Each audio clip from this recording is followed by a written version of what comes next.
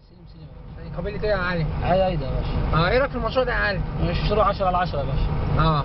مشروع بسم الله ما شاء الله، يعني فتح بيوت كتير وناس كتير كانت تعيش فيه، ومستقبل مصر يبقى 100 بعدين، يعني هتبقى دولة عظمى في الدول العرب والخليج كلها.